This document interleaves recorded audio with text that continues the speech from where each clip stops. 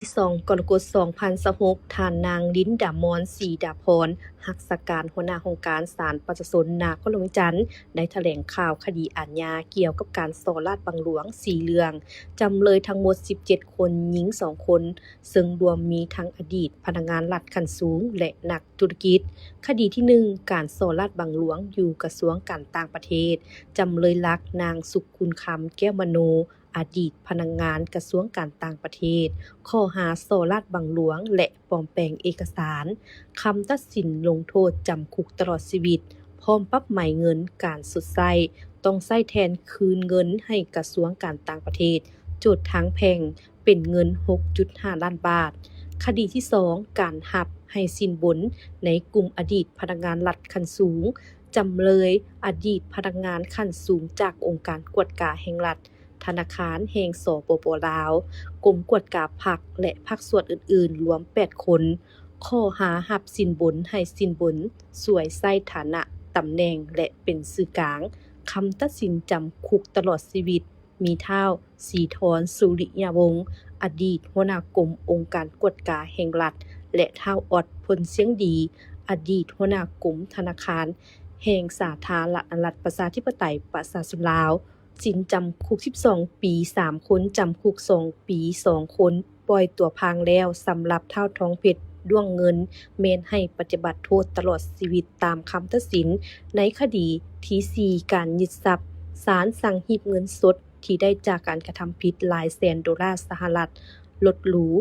และที่ดินเข้าเป็นของรัฐคดีอาญาเลขที่738ทับข้อต่อจำอ๋อลงวันที่23มิถุนายน2022ระหว่างหัวหน้าองค์การอัยการประชาชนนครหลวงจันทน์เป็นโจทก์ธนาคารส่งเสริมกสิกรรมสำนักงานใหญ่เป็นโจทก์ทางแพงนางดวงมาลีท้าวซี่อุหลาฮอนมีใสท้าวซิ่งอุหลาฮอนมีใสท้าวซ่อนเพชรแทนคำดีเป็นผู้ต่างหน้าโจทก์ทางแพงท้าวสุขเวียงสุขซิมมกรอายุ54ปีสัญชาติลาวอาชีพพนักงานปัจจุบันอยู่บ้านทงขั้นขำเมืองจันทบุรีนครหลวงจันทน์เป็นจำเลยหนึ่งทึกห้าว่าการซ่อราชบังหลวงและการปลอมแปลงเอกสารทึกกักตัววันที่23กุมภาพันธ์2021สถานที่กักขังคล้ายคุมขังนาคาท้าวดวงตาห้าหนุหงอายุ46ปีสัญชาติลาวอาชีพนักธุรกิจปัจจุบันอยู่บ้านโผลซี่เมืองปากสันแขวงบริคำไสเป็นจำเลยซ่องทึกห้าว่าการซ้อโกงทรัพย์ของรัฐการใช้สินบนและการใช้เอกสารปลอมทึกกักตัววันที่23กุมภาพันธ์2021สถานที่กักขังคล้ายคุมขังนาคานางคำแพงวิจิตรวงศ์ซ่าอายุ58ปีสัญชาติลาวอาชีพนักธุรกิจปัจจุบันอยู่บ้านหลักหินเมืองซี่โคตะบองนครหลวงจันทน์เป็นจำเลย3ทึกห้าว่าการซ่อโกงทรัพย์ของรัฐและเป็นชื่อกลางในการให้สินบนบ่ทึกกักตัวท้าวบุญล้อมผงเจริญอายุ61ปีสัญชาติลาวอาชีพพนักงานปัจจุบันอยู่บ้านดอนติ้วเมืองไสธานีนครหลวงจันทน์เป็นจำเลย4ทึกห้าว่าการซ่อราชบังหลวงและการปลอมแปลงเอกสารทึกกักตัววันที่23กุมภาพันธ์2021สถานที่กักขังคล้ายคุมขังนาคา 4. คดีอาญาเลขที่397ทับข้อต่อจำอ๋อลงวันที่2เมษายน2025คำตัดสินเลขที่601ทับข้อต่อจำอ๋อลงวันที่1กรกฎาคม2026ระหว่างหัวหน้าองค์การอัยการประชาชนนครหลวงจันทน์เป็นโจทก์กระทรวงการเงินต่างหน้าโดยท้าวบุญมาวรสานเป็นโจทก์ทางแพง 1. บริษัทรัฐวิสาหกิจไฟฟ้าลาวต่างหน้าโดยท้าวบุญยงไหวยาซ่อนเป็นโจทก์ทางแพง2ท้าวอภิชาติวรรณกุลอายุ55ปีเชื้อชาติและสัญชาติไทยศาสนาพุทธถือพาสปอร์ตเลขที่ AC 2770177อาชีพนักธุรกิจปัจจุบันอยู่บ้านปางแค้นเมืองนนทบุรีแขวงนนทบุรีเฮือนเลขที่สาว ถนนพิบูลสงขลามสซ่องแยก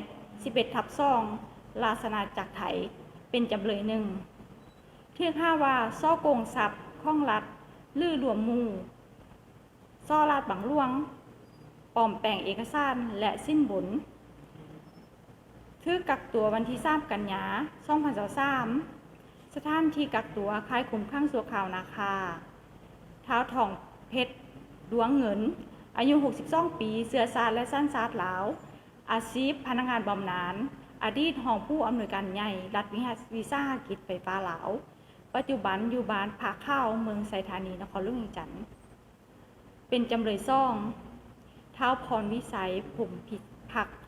อายุ54 ปีเสื้อชาติและสั้นชาติลาวอาชีพพนักงานบำเหน็จอดีตรองหัวหน้าโครงการก่อสร้างเขื่อนไฟฟ้าน้ำหินบุญรัฐวิสาหกิจไฟฟ้าลาวปัจจุบันอยู่เฮือนเลขที่235หน่วยเสา3บ้านทงกลางเมืองศรีสัตนานครหลวงเวียงจันทน์เป็นจำเลย3ถึกห้าว่าซ่อลาดบังหลวงใช้ฐานะตำแหน่งสิทธิ์และหน้าที่หับชิ้นบนถึกกักตัววันที่19 กรกฎาคม 2024สถานที่กักตัวคายคุมข้างสัวข่าวผลต้องท้าวทรายสนิทผุ่นสวรรค์อายุ67 ปีเสื้อชาติลาวสั้นชาติลาวอาชีพพนักงานบำนาญอดีตหัวหน้าฝ่ายก่อสร้างเขื่อนรัฐวิสาหกิจไฟฟ้าลาวปัจจุบันอยู่หน่วย39บ้านแจ้งสว่างเมืองไสเซธานครหลวงเวียงจันทน์เป็นจำเลย4ท้าวคำบุญจันทนาสินอายุ68 ปีเสื้อชาติและสั้นชาติลาวอาชีพพนักงานบำนาญอดีตหัวหน้าโครงการก่อสร้างเขื่อนไฟฟ้าน้ำหินบุญรัฐวิสาหกิจไฟฟ้าลาวปัจจุบันอยู่เฮือนเลขที่320หน่วย24บ้านนาไสเมืองไสเซธานครหลวงเวียงจันทน์เป็นจำเลย5ถึกห้าว่าซ้อลาดบังหลวงส้มหูหอมคิดใช้ฐานะตำแหน่งสิทธิ์และหน้าที่ถึกกักตัววันที่19 กรกฎาคม 2024สถานที่กักตัวคายคุมข้างสัวข่าวผลต้องภายหลังที่ได้รับคำสั่งฟ้องของหัวหน้าอัยการปราศนครหลวงเวียงจันทน์แล้วคณะศาลอาญาของศาลปราศนครหลวงเวียงจันทน์ก็ได้นำเอาคดีมาค้นคว้าตามกฎหมายจึงได้นำเอาคดีดังกล่าวออกมาพิจารณาในที่ประชุมศาลผ่านการค้นคว้าบรรดาข้อมูลหลักฐานและพ้นไต่สวนของกองประชุมศาลอย่างละเอียดถี่ถ้วนรอบด้านและภาวะวิสัยแล้วจึงได้ตัดสินดังนี้ 1. คดีเลขที่215/ข้อต่อจำอ๋อลงวันที่13 กุมภาพันธ์ 2023ตามคำตัดสินเลขที่